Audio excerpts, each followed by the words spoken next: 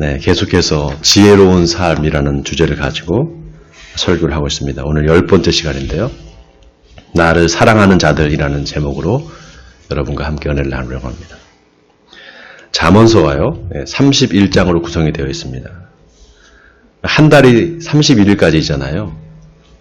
그래서 매일 한 장씩 이 잠언서를 읽고 묵상하라는 그런 뜻이 아닐까 생각이 듭니다. 하나님의 말씀을 묵상한다는 게 어떤 뜻일까요? 소가 되새김질을 하는 것처럼 하나님의 말씀을 읽고 또 읽으면서 계속 그 의미를 곱씹어 보라는 것입니다. 여러분, 우리가요, 하나님의 말씀을 아는 것이 참 중요합니다. 그런데 그 안다는 게 뭐냐? 지식으로 아는 게 아니라 경험으로 아는 것입니다. 여러분, 이게 참 중요합니다. 그런데 우리는 경험해 보지도 않고 지식적으로 아는 거를 그냥 안다고 생각합니다. 예를 들면 배추 농사를 짓는 법을 책을 통해서 아는 사람과 직접 배추 농사를 지어본 사람, 둘 중에 누가 배추 농사를 아는 것입니까? 직접 지어본 사람이 아는 거잖아요. 이렇게 우리가 경험하고 난 다음에 아는 것, 이게 진짜 아는 거죠. 우리가 하나님을 안다, 예수님을 안다, 우리가 어떻게 하나님을 알고 예수님을 알게 될까요? 하나님을 만나고 또 예수님을 만나야, 즉 경험해야 알 수 있는 것입니다. 경험하고 만나게 해주는 것, 하나님을 만나게 해주고 경험하게 해주는 것, 바로 이 말씀입니다. 하나님의 말씀. 그래서 성경 66권이 누구에 대한 이야기냐? 바로 예수님에 대한 이야기예요. 그래서 성경을 왜 우리가 읽고 묵상을 하는가? 예수님을 만나기 위해서입니다. 여러분, 아멘입니까? 예수님을 만나기 위해서예요. 그래서 우리가 성경을 읽고 묵상하는 겁니다. 그리고 그 만남은 끝이 아니라 시작입니다. 여러분, 우리가 사랑하는 사람을 만나면 계속 같이 있고 싶잖아요. 헤어지면 또 보고 싶고. 예수님과 우리의 관계도 그렇게 돼야 됩니다. 서로 사랑하는 관계, 만나면 헤어지기 싫고 계속 만나고 싶은 그런 관계가 되어야 돼요. 여러분 어떠세요? 예수님과의 교제가 날마다 계속되기를 원하십니까? 계속 지속되기를 원하세요? 원하기는 살아계신 주님과 날마다 만나시는 여러분이 되시기를 주님의 이름으로 축원드립니다. 잠언서가 왜 31장인가? 날마다 매일같이 주님을 만나라는 겁니다. 자, 오늘 잠언서 8장을 이제 설교할 텐데요. 잠언서 8장 1절에 지혜가 부르지 아니하냐, 명철이 소리를 높이지 아니하느냐, 이렇게 시작을 합니다. 잠언서 8장이. 그리고 5절에 어리석은 자들아 너희는 명철할지니라, 미련한 자들아 너희는 마음이 밝을지니라. 또 11절에요. 대저 지혜는 진주보다 나음으로 원하는 모든 것을 이에 비교할 수 없을지니라. 지혜가 최고라는 겁니다. 지혜가 최고다. 지혜를 얻어라. 여러분, 재미있는 게요. 지금은 금이 굉장히 비싼 보석이잖아요. 네. 근데 고대에는요, 금보다 진주가 훨씬 더 비쌌어요. 그러니까 진주보다 지혜가 낫다, 이 말은 세상에서 최고로 비싸고 값진 게 바로 지혜라는 겁니다. 자, 그런데 보세요. 또 그 지혜가 뭐라고 말을 하는가 하면요. 자, 14절에서 16절까지 우리 같이 한번 읽어볼까요? 14절에서 16절까지 같이 한번 한 목소리 읽겠습니다. 시작. 내게는 계략과 참 지식이 있으며 나는 명철이라. 내게 능력이 있으므로 나로 말미암아 왕들이 치리하며 방백들이 공의를 세우며 나로 말미암아 재상과 존귀한 자 곧 모든 의로운 재판관들이 다스리니라. 자, 지혜를 얻기만 하면 지식도 얻게 되고 능력도 얻게 됩니다. 또 왕과 재상과 존귀한 자들이 다 이 지혜로 세상을 다스린다는 거예요. 지금 이 성경 말씀을 읽어보면요, 지혜한테 모든 좋은 게 다 있습니다. 여러분, 솔로몬이 하나님께 뭘 구했습니까? 지혜를 구했잖아요. 근데 솔로몬이 구한 그 지혜가 뭐였습니까? 하나님의 백성들이 이렇게 많은데 저는 아직 어려서 잘 모릅니다. 그러니 저에게 듣는 마음을 주사 주의 백성을 재판하여 선악을 분별하게 하게 해 주시옵소서. 이게 솔로몬이 구한 지혜입니다. 다시 말해서 재판할 수 있도록 선악을 분별할 수 있는 지혜, 그거를 구했던 겁니다. 그런데 성경에 보면은요, 솔로몬이 이것을 구하매 그 말씀이 주의 마음에 든지라 이렇게 나와 있습니다. 솔로몬이 한 말이 아니라 말씀이라는 거예요. 말이 아니라 말씀이다. 태초에 말씀이 계시니라 그 말씀이 하나님과 함께 계셨으니 이 말씀은 곧 하나님이시니라. 그때 그 말씀, 똑같은 말씀입니다. 바로 예수님을 말하는 거예요. 자, 그럼 보세요, 여러분. 솔로몬이 하나님께 뭘 구했습니까? 지혜를 구했죠? 그런데 그걸 성경이 말씀이라고 표현했어요. 솔로몬이 이것을 구하며 그 말씀이 주의 마음에 든지라 그랬잖아요. 자, 그런데 그 말씀이 예수님이다. 그럼 한번 생각해 보세요. 솔로몬이 뭘 구한 겁니까, 그러면? 네? 하나님, 나에게 지혜를 주시옵소서 이렇게 구했는데 그거를 성경이 말씀이라고 그랬어요. 그리고 요한복음 1장 1절은 태초에 말씀이 계시니라 그 말씀이 하나님과 함께 계셨으니 그 말씀은 곧 하나님이시니라. 자, 그 말씀 헬라어로 로고스입니다. 이게 예수님을 말한다 그랬잖아요. 여러분, 성경 66권 누구에 대한 이야기라고요? 예수님에 대한 이야기예요. 그래서 성경 어디를 찾아도 다 예수님을 찾을 수가 있어요. 예수님을 발견할 수 있습니다.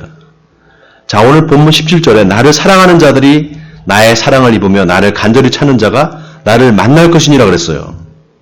자, 누가 나를 만난다고요? 간절히 찾는 자가 만난다는 거예요. 여기서 나를 사랑하는 자들 할 때 지혜를 말합니다. 지혜가 마치 사람처럼 말을 해요. 나를 사랑하고 간절히 찾으면 나를 만날 수 있다. 이렇게 말하고 있는 거예요. 그냥 가만히 있으면 못 만납니다. 간절히 찾아야 만날 수 있어요. 누구를 만나요? 바로 예수님을 만날 수 있다는 거예요. 여러분, 아멘입니까? 여러분, 성경을 읽고 묵상할 때, 또 설교를 들을 때 간절한 마음으로 들어야 돼요. 간절한 마음으로 들을 때 그때 예수님께서 만나주십니다. 그래서 하나님을 사랑하는 사람은요, 성경을 사랑합니다. 성경 말씀을 사랑해요. 여러분이 하나님을 사랑하는지 사랑하지 않는지 뭘 보면 알 수 있는가? 말씀을 사랑하는가 아닌가, 이걸 보면 알 수 있습니다.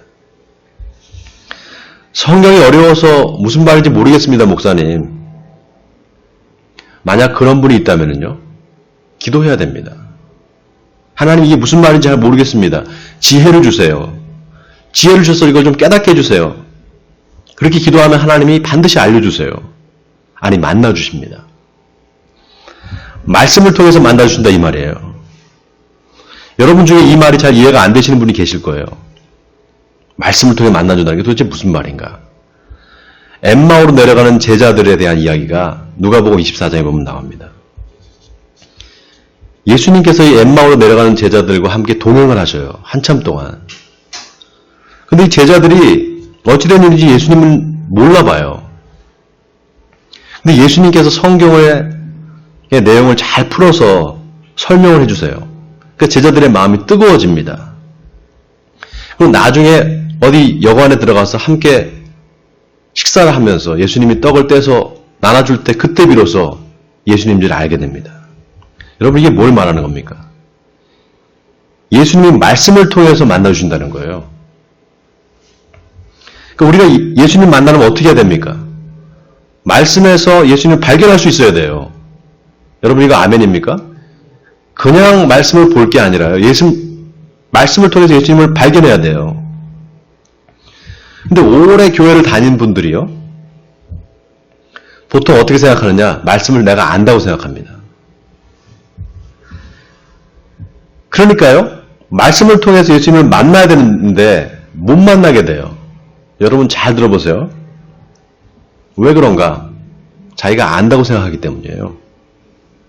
나 이 말씀 잘 알아. 나 이거 다 아는 말씀이야. 이렇게 생각하니까 어떻게 됩니까? 그 말씀을 믿지는 않게 되는 거예요. 왜냐? 아는데 뭐하러 믿어요? 아니까 믿을 필요가 없어지는 겁니다. 여러분, 사람이 아는 거를 믿는다고 그러지 않아요. 모르니까 믿는 거예요. 모르기 때문에 믿는 겁니다. 내가 앞으로 어떻게 될지 몰라요. 앞으로 1시간 후, 앞으로 이틀 후, 3일 후, 1년 후가 내가 어떻게 변할지 몰라요. 그러니까 믿는 겁니다. 알면 뭐하러 믿겠어요? 여러분, 믿는다는 게 뭡니까? 앞으로 일어날 일을 믿는 거죠. 믿음은 바라는 것들의 실상이요, 보이지 않는 것들의 증거다. 그랬단 말이죠. 믿음은 아직 일어나지 않은 걸 내가 믿는 거예요. 이미 지나간 사건을 내가 믿는다 하지 않습니다. 그냥 안다 그러지. 부활이 그런 거예요, 여러분. 부활. 내가 예수님의 부활을 믿는다. 이건 뭡니까? 예수님이 십자가에 죽고 3일 만에 다시 부활했다. 이게 실제 일어난 역사적 사건이다. 이걸 믿는 겁니까? 그건 믿음이 아니에요, 여러분. 앞으로 일어날 일을 믿는 겁니다. 예수님께서 3일 만에 죽었다가 부활하신 것처럼 나도 부활할 거야. 이것까지 믿는 게 이게 바로 부활신앙입니다. 그러니까 어찌 보면은요, 믿음은 알아서 믿는 게 아니라요, 몰라서 믿는 거예요. 앞으로 어떻게 될지 몰라요. 그러나 믿는 겁니다. 내가 지금 이렇게 힘든데 하나님께서 나에게 복을 주실 거야. 그래서 앞으로 내가 잘 될 거야. 이렇게 믿는 거예요. 다시 말해서 하나님의 선하심을 믿는 겁니다. 여러분, 이 믿음이야말로 우리 삶을 변화시킵니다. 이 믿음이야말로. 이 믿음의 미래를 바꿀 수 있는 거예요. 내가 과거에는 믿음이 없어서 실패했는데 이제 내가 하나님의 선하심을 믿어. 그러니까 내일은 달라질 거야. 이거 믿음 아닙니까? 이게 믿음이죠. 그런데 예수를 믿는데요, 삶이 변화되지 않고 맨날 똑같은 사람들이 있어요. 어제나 오늘이나 똑같고 내일도 뭐 달라질 거 없어. 뭐 달라질 것 같지가 않아. 왜 그러냐? 자기가 안다고 생각하기 때문이에요. 내가 알아. 이건 내가 잘 아는데 이건 안 되는 거야. 내가 저 사람을 좀 아는데 저 사람은 안 돼. 마음에 안다고 생각하는 거예요. 자기가 안다고 생각하는 겁니다. 그러니까 변화가 없는 거예요. 그래서 여러분, 믿음은 안정을 추구하는 게 아닙니다. 계속해서 변화를 추구하고 새롭게 도전하는 게 이게 믿음이에요. 그래서 로마서 8장에서 사도 바울이 놀라운 말을 했습니다. 우리가 소망으로 구원을 얻었음에 보이는 소망이 아니니 보는 것을 누가 바라리오 그랬습니다. 보는 것을 누가 바라리오. 이걸 다른 말로 하면은요, 아는 것을 누가 믿으리오. 이 뜻입니다. 아는 걸 믿을 필요가 없다는 거예요. 모르니까 믿는다는 거예요. 더 놀라운 건 바울이 이 말을 하면서요, 우리가 알거니와 하나님을 사랑하는 자, 곧 그의 뜻대로 부르심을 입은 자들에게는 모든 것이 합력하여 선을 이루느니라 이렇게 말했습니다. 여러분, 이 성경 구절 유명하잖아요. 합력해서 선을 이룬다. 이 말이 무슨 말입니까? 아무리 어려운 일이 있어도 그게 하나님이 다 나를 위해 인도하셨구나. 거기에 하나님의 선한 뜻이 있었구나. 나중에 이렇게 고백하게 된다는 거예요. 예수 믿는 사람들은. 다시 말해서 진짜 믿음 있는 사람은요, 고난 중에도 하나님의 선하심을 믿고 끝까지 그 고난을 이겨낸다는 겁니다. 바로 그 뜻이에요. 자, 이 믿음이 없으면은 자꾸 세상을 의지하게 돼요. 왜냐하면 믿음이 없기 때문에, 하나님을 믿는 믿음이 없기 때문에 세상으로 갈 수밖에 없어요. 세상을 의지하게 됩니다. 결국 돈을 의지하게 돼요. 세상을 의지한다는 건 돈을 의지한다는 겁니다. 여러분, 예수님이 하신 말씀 중에 아주 우리가 새겨야 될 중요한 말씀이 있어요. 그게 뭔가 하면은요, 한 사람이 두 주인을 섬기지 못할 것이니 혹 이를 미워하고 저를 사랑하거나 혹 이를 중히 여기고 저를 경히 여김이라. 너희가 하나님과 재물을 겸하여 섬기지 못하느니라. 이 말씀입니다. 성경에서 예수님이 하신 말씀 중에 가장 중요한 말씀 중에 하나예요. 여러분, 돈을 사랑한다는 게 뭡니까? 돈을 사랑한다는 거, 돈이 수단이 아니라 목적이 되는 거예요. 바로 그 뜻입니다. 여러분, 돈을 왜 법니까, 우리가? 집도 사고, 돈으로 차도 사고, 여행도 가고, 자식들 교육도 시키고. 목적이 있는 거예요, 목적. 그쵸? 그 목적을 이루기 위해서 돈은 수단으로 버는 거예요. 수단으로 돈이 필요한 겁니다. 그런데 그게 아니라 돈이 목적이 되는 거예요. 돈이 목적이 된다는 건 뭐냐? 돈이 하나님이 된다는 겁니다. 그럼 어떻게 되느냐? 하나님이 수단이 돼버려요. 이 말이 무슨 말이냐? 하나님을 수단으로 삼아서 돈을 번다는 거예요. 많은 사람들이, 많은 그리스도인들이 지금 그렇게 되고 있습니다. 왜 하나님과 재물을 겸하여 섬기지 못하느냐? 둘 중에 하나만 목적이 돼야지 둘 다 목적이 될 수 없다는 거예요. 하나님이 목적이 된다. 그럼 돈은 수단이 돼야 돼요. 반대로 돈이 목적이 되면 하나님은 수단이 됩니다. 그런데 여러분, 하나님은 절대로 수단이 될 수 없거든요. 하나님은 항상 목적이십니다. 여러분, 돈을 버는 것과요, 돈을 사랑하는 것은 완전히 다른 문제예요. 예. 돈을 버는 것과 돈을 사랑하는 건 완전히 다른 문제예요. 아니, 목사님, 돈 없이 어떻게 삽니까? 돈이 있어야죠. 당연하죠. 돈이 있어야 돼요. 돈을 벌어야 됩니다. 열심히 버셔야 돼요. 그런데 돈이 목적이 되면 안 돼요. 돈을 사랑하지 말라는 겁니다. 돈을 사랑하며 일만하게 뿌리가 되나니 이것을 탐내는 자들은 미혹을 받아 믿음에서 떠나 많은 근심으로써 자기를 찔렀도다. 여러분, 이 말이 뭡니까? 돈을 사랑하면 결국 믿음에서 떠나게 된다는 거예요. 결국 하나님을 안 믿게 된다는 겁니다. 여러분, 하나님을 믿는데 가장 큰 걸림돌이 뭔지 아십니까? 바로 이 돈입니다. 아니, 돈이라기보다 돈을 사랑하는 마음이에요. 돈을 사랑하는 사람은 절대로 하나님을 사랑할 수 없습니다. 결국은 믿음에서 떠나요.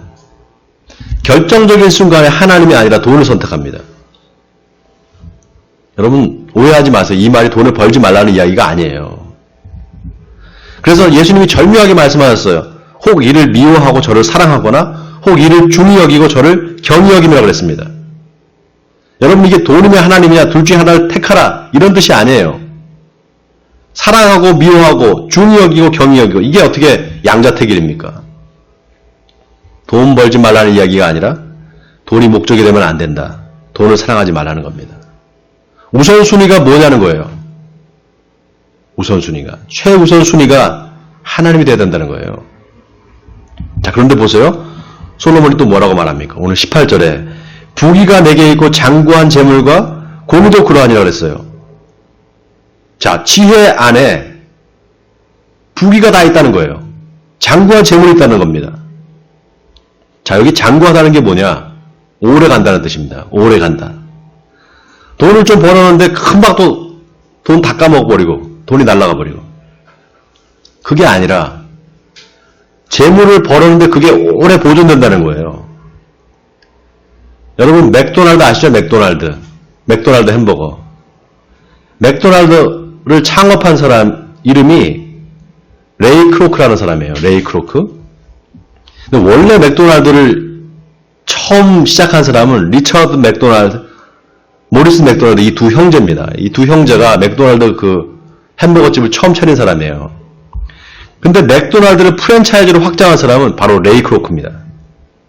프랜차이즈권을 이 사람이 사요. 이 맥도날드 형제한테. 그래서 프랜차이즈 회사를 설립한 때가 1955년 3월이에요. 이때 레이 크로크의 나이가 53세입니다. 53세예요. 그 전까지 뭐 했느냐? 조이컵을 팔러 다녔어요. 이 사람이. 밤에는 밴드에 가서 이게 피아노를 쳤습니다. 재즈 피아노를. 그러다가 맥도날드 형제를 만나서 프랜차이즈 권한을 산 거예요. 그리고 어떻게 됐느냐? 1984년까지 세계 34개국에 8,300개 점포를 세웠어요. 인생이 완전히 바뀐 거예요. 그렇게 성공할지 누가 알았겠어요? 여러분, 사람이 어떻게 될지 몰라요. 어떻게 될지 모릅니다. 사업이 잘 돼서 저 사람 참 돈을 많이 번다더라, 이런 소문이 있었는데 어느 날 보니까 갑자기 망해버린 거예요. 아무 소용없는 겁니다. 그래서 여러분, 재물도 두 종류가 있어요. 여러분 잘 들으세요. 재물도 두 종류가 있습니다. 하나님이 주시는 재물이 있고요, 마귀가 주는 재물이 있어요. 하나님이 주시는 재물은 오래갑니다. 장구한 재물이에요. 마귀가 주는 재물을 금방 나가버려요. 왜냐? 정의롭지 않게 벌었기 때문입니다. 편법을 써서 벌었기 때문이에요. 여러분, 사업해서 돈 벌기가 참 어렵습니다. 정상적으로, 양심적으로 사업해서 돈을 번다는 거 진짜 어려운 일이에요. 그래서 하나님께서 지혜를 주셔야 돼요. 여러분, 혹시 제2손 젓가락이라고 들어보셨어요? 제2손 젓가락? 스테인레스로 만든 젓가락인데 속이 비어있는 젓가락. 아시죠? 네. 보셨죠? 네. 그렇죠. 예. 맞아요. 그걸 만든 사람이 이계윤 사장이라는 분이에요. 이계윤 사장. 이분이 사업하다가 쫄딱 망했어요. 완전히 망해가지고 기도원에 갔대요. 기도원에 가가지고 금식 기도를 했답니다. 하나님 도와주세요. 지혜를 주세요. 사업 아이템을 좀 주세요. 기도를 했다는 거예요. 그 기도원에서 내려와가지고 이제 식당에서 밥을 먹는데 금식을 했으니까 힘이 없잖아요. 숟가락, 젓가락도 무겁더라는 거예요. 근데 순간 하나님이 아이디어를 주시는데 이걸 좀 가볍게 만들 수 없을까? 이 쇠젓가락을. 속이 비게 만들면 가벼워질 텐데 그런 생각이 불현듯 들더라는 겁니다. 그래서 특허를 내고 만든 이 젓가락이 제2손 젓가락이에요. 여러분, 젓가락을 사용하는 나라가요? 우리나라 있잖아요. 옆에 일본이 있어요. 중국이 있습니다. 중국. 그 외에 베트남, 홍콩 다 젓가락 써요. 다 나무 젓가락이에요. 쇠로 젓가락을 만드는 나라는요, 우리나라밖에 없어요. 쇠 젓가락을 만드는 나라는. 그래서 막 젓가락 던지는 사람 있잖아요. 무기처럼. 근데 속이 비어있으니까 얼마나 안전해요. 얼마나 좋습니까? 이게 완전히 대박이 난 거예요. 대박이 난 겁니다. 여러분, 이 이계훈 사장님이 교회 장로예요. 장로입니다. 굉장히 좋은 일을 많이 해요. 속빈 젓가락 하나로, 속빈 쇠젓가락, 스테인레스 젓가락 하나로 3개를 제패했어요. 근데 여러분, 이 젓가락 이름이 제2손 진공 젓가락이에요. 제2손. 제2손, 제2의 손이라는 뜻이에요. 제2의 손. 근데 그 제2가요, 바로 지저스 할 때 제이입니다. 예수님 할 때 그 제이예요. 저는 그 이계훈 사장님한테 하나님께서 재물 주셨다고 생각해요. 하나님이 주신 재물이라고 생각합니다. 장구한 재물이죠. 하나님이 지혜도 주시고 재물도 주시는 거예요. 자, 여러분, 오늘 본문 20절에 뭐라고 말합니까? 솔로몬이 나는 정의로운 길로 행하며 공의로운 길 가운데로 다니나니 이는 나를 사랑하는 자가 재물을 얻어서 그 곳간에 채우게 하라 함이니라 그랬습니다. 사랑하는 성도 여러분, 하나님을 사랑하면은요, 하나님이 재물 얻을 지혜도 주세요. 아멘입니까? 나를 사랑하는 자가 재물을 얻어서 그 곳간에 채우게 하라 함이니라 그랬어요. 자, 그런데 그 곳간이 어떤 곳간이냐? 이게 중요합니다. 바로 하나님의 곳간이에요. 하늘에 있는 곳간이에요. 하늘에 있는 곳간. 예수님께서 놀라운 말씀을 하셨는데 마태복음 6장 19절에 너희를 위하여 보물을 땅에 쌓아두지 말라. 거기는 좀과 동록이 행하며 도둑이 구멍을 뚫고 도둑질하느니라. 오직 너희를 위하여 보물을 하늘에 쌓아두라. 거기는 좀이나 동록이 해하지 못하며 도둑이 구멍을 뚫지도 못하고 도둑질도 못하느니라. 내 보물 있는 그곳에는 내 마음도 있느니라. 여러분, 내 보물 있는 곳에 네 마음도 있느니라. 이 말이 무슨 말입니까? 네 마음이 어디를 향하고 있느냐? 나를 향하고 있느냐? 아니면 재물을 향하고 있느냐? 그걸 생각해 보라는 거예요. 사랑하는 성도 여러분, 우리는 하나님을 사랑해야지 돈을 사랑하면 안 됩니다. 그런데 마귀는요, 이 둘을 다 사랑할 수 있다고 말해요. 여러분, 하나님을 사랑하면서 돈도 사랑할 수 있을까요? 하나님 사랑하면서 돈도 사랑할 수 있을까요? 불가능합니다. 왜냐? 사랑한다는 건요, 자기 자신을 내어주는 겁니다. 자기 자신을 내어주고 헌신하는 거예요. 그게 사랑이에요. 다시 말해서 섬기는 자가 되는 겁니다. 사랑한다는 거는. 그래서 너희가 하나님과 재물을 겸하여 섬기지 못할 거다 그랬어요. 여기서 섬긴다는 말이에요. 종이 된다는 뜻이에요. 하나님의 종이 되든지 재물의 종이 되든지 둘 중에 하나지 둘 다는 안 된다는 거예요. 여러분, 하나님한테는 모든 게 다 있습니다. 왜냐? 이 세상의 모든 걸 하나님이 다 만드셨기 때문이에요. 돈과 재물도 하나님한테 있어요. 그래서 하나님을 사랑하면 하나님이 재물도 주세요. 아멘입니까? 하나님을 정말 사랑하면 하나님 재물도 주세요. 그 재물은 장구한 재물입니다. 금방 날아가는 재물이 아니에요. 그런데 돈을 사랑하면요, 돈이 목적이 돼버리면 결국 하나님은 수단이 돼요. 그게 뭐냐? 바로 기복주의입니다. 기복주의. 그래서 기복주의 신앙은 결국 우상숭배예요. 돈과 재물이 하나님이 되는 겁니다. 사랑하는 성도 여러분, 여러분의 아버지가 돈이 많은 부자예요. 엄청나게 돈이 많은 부자입니다. 그래서 여러분이 아버지를 사랑한다고 하면 그건 아버지를 사랑하는 게 아니죠. 아버지가 가지고 있는 재물을 사랑하는 거죠. 만약에 아버지가 능력이 없고 가능하면 아버지를 사랑하지 않을 겁니까? 아니잖아요. 교회를 다니는데 뭐 되는 것도 없고 자꾸 안 좋은 일만 생긴다. 그러니까 난 이제 안 믿겠다. 코로나 이후에 교회를 떠나는 사람들이 많습니다. 알곡과 가라지가 지금 나눠지고 있는 거예요. 그동안 내가 뭘 믿었느냐? 내가 뭘 사랑했느냐? 하나님을 사랑했느냐 아니면 다른 걸 사랑했느냐? 하나님의 저울에 지금 우리가 달리고 있는 겁니다. 알곡인지 가라지인지 양인지 염소인지를 하나님께서 지금 우리를 저울에 달아놓고 보시는 거예요. 사랑하는 성도 여러분, 하나님을 사랑하시기 바랍니다. 그 어떤 것보다도 하나님이 최우선이 되기를 바랍니다. 그러면 하나님이 부귀와 장구한 재물을 선물로 주실 겁니다. 워낙에는 하나님을 사랑하심으로 하나님으로부터 오는 신령한 복과 땅에 기름진 복을 다 받아들이는 저와 여러분이 되시기를 주님의 이름으로 간절히 축원드립니다.